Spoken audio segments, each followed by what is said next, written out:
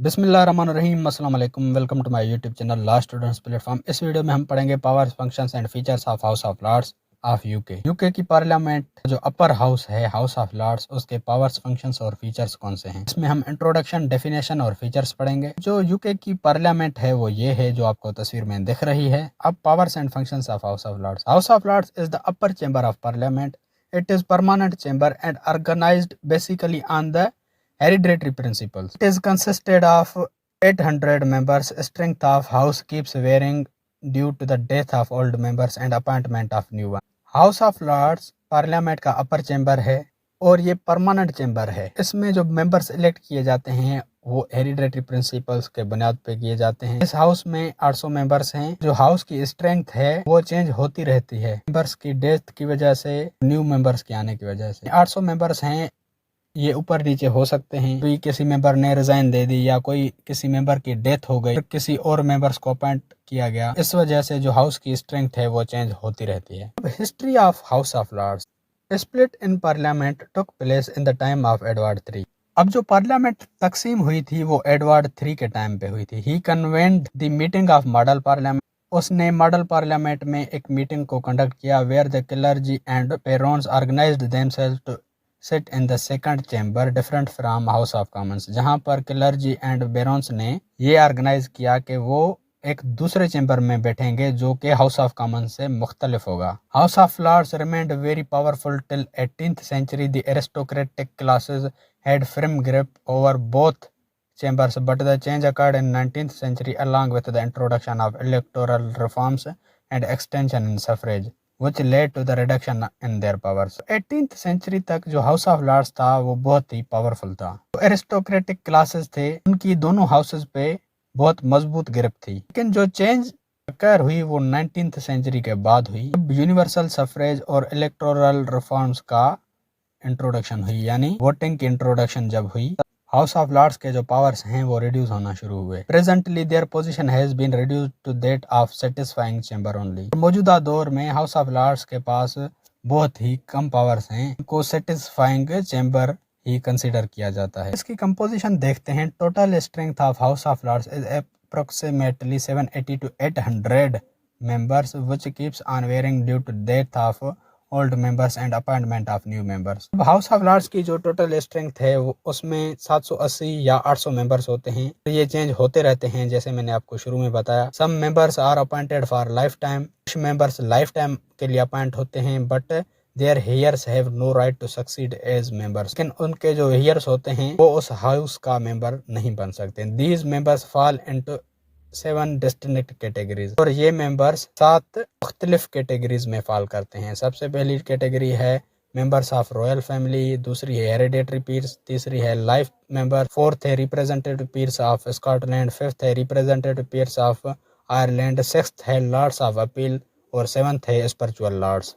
इनको हम एक एक करके पढ़ते हैं। अब सबसे पहला है मेंबर्स ऑफ रॉयल फैमिली। इनको प्रिंसेस भी कहा जाता है। Princes of royal family having specific age are made the members of this house. Such members are rarely 2 or 3 at a given time. Their membership has little practical importance because the princes do not attend these sittings of House of Lords except on rare occasions. जो royal family के princess या members होते हैं उनको इस house का member बनाया जाता है जब उनकी स्पेसिफिक एज हो जाती है। ये मेंबर्स ज्यादा से ज्यादा 2 या 3 होते हैं और इनकी मेंबरशिप की बहुत ही कम इम्पोर्टेंस होती है क्योंकि ये प्रिंसेस हाउस ऑफ लॉर्ड्स की सिटिंग्स को अटेंड नहीं करते सिवाय कुछ ओकेजन्स के। दूसरा है हेरिडेटरी पीयर्स। इस category consisted of large number of members. Category में ज्यादा से ज्यादा मेंबर्स कंसिस्ट होते हैं। About 9-10 of the members belong to this category. 10 में से 9 मेंबर्स इस कैटेगरी से बिलोंग करते हैं। There is no limit of the members in this category. इस कैटेगरी में मेंबर्स की कोई भी लिमिट नहीं होती। Power of crown to create peers is unlimited.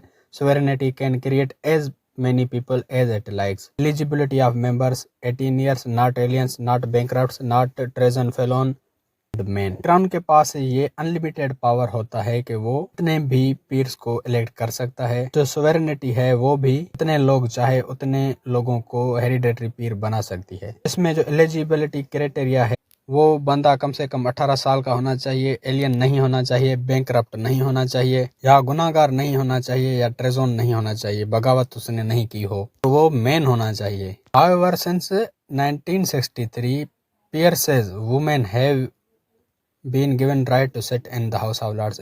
If Pierre dies leaving no son, the eldest daughter will inherit the peerage and a seat in House of Lords. 1963 तक जो पीयरेसेस होती थी, जो औरतें होती थी, उनको भी ये राइट होता था कि वो हाउस ऑफ लॉर्ड्स की मेंबर बन सकती थी। यानी अगर कोई भी हेरिडेटरी पीर मर गया, उसके पीछे उसका कोई बेटा नहीं है, अगर बेटा होता तो वो मेंबर बनता, लेकिन अगर उसका कोई बेटा नहीं है, उसकी बड़ी बेटी को हाउस ऑफ लॉर्ड्स में सीट दी जाती थी। थर्ड नंबर पर है life members. Under the Life Peerage Act 1958, any citizen can be appointed as the member of House of Lords for the lifetime who rendered distinct services to the national cause। 1958 पीयरेज act के तहत कोई भी citizen house of Lord का member बन सकता है life time के लिए, जिसने डिस्टिंक्ट सर्विसेज प्रोवाइड की हुई हो नेशनल काज को। इस कैटेगरी में कोई भी बंदा लाइफ टाइम के लिए हाउस ऑफ लॉर्ड्स का मेंबर बन सकता है अगर उसने उस कंट्री की नेशन को मुख्तलिफ सर्विसेज प्रोवाइड की हुई हों।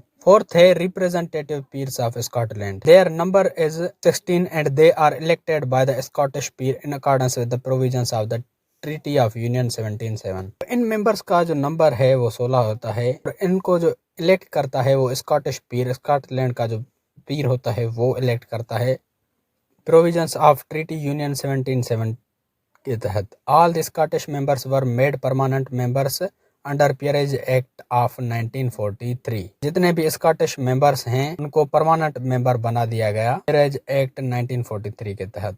फिफ्थ है representatives pirs of Ireland. By the act of union of great Britain and Ireland of 1801, the Irish peer were entitled to elect 28 members, but since 1922, when the Ireland was declared free state, no new peers have been created. Consequently, the number of Irish representatives have been dwindled and now not a single Irish peer remains in the member of the House of Lords.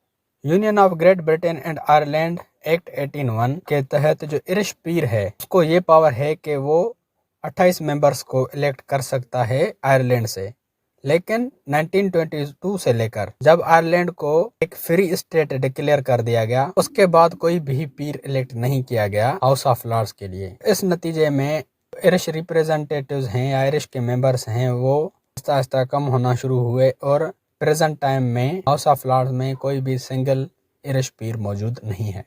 Sixth है Lord's of appeal. House of Lords was the highest Court of Appeal for all the cases in the England. They were 12 law lords who are appointed by the Crown under the provisions of Appellate Jurisdiction Act 1876 to assist the House in the performance of its judicial functions. They hold their seats for life. They are chosen from among the distinguished jurists. जो house of Lord है England में सारे cases के लिए highest court of appeal है। ये number में 12 law Lord's होते हैं जिनको क्राउन अपॉइंट करता है under the provisions of jurisdiction act 1876। ये जो लॉ लॉर्ड्स हैं वो हाउस को जुडिशल फंक्शंस परफॉर्म करने में असिस्ट करते हैं और ये लाइफ टाइम के लिए अपनी सीट्स को होल्ड करते हैं और इनको डिस्टिंग्विश जुरिस्ट से ही चूज किया जाता है। सेवंथ है spiritual law lords. They are 26 in numbers. 2 are archbishops of York and Canterbury and 24 are senior bishops of Church of England.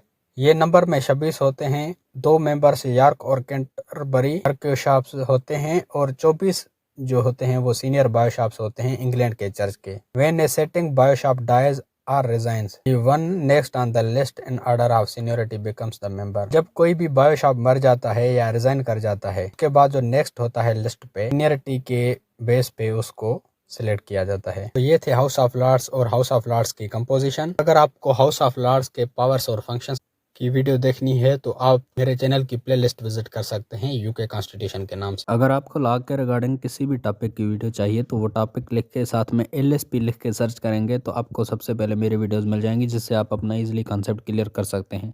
या फिर अगर आप मेरे चैनल की प्लेलिस्ट में जाते हैं तो वहाँ पर आपको हर सब्जेक्ट की अलग से प्लेलिस्ट मिल जाएगी जहाँ पर उस सब्जेक्ट के सारे वीडियोज़ मिल जाएंगे आपको।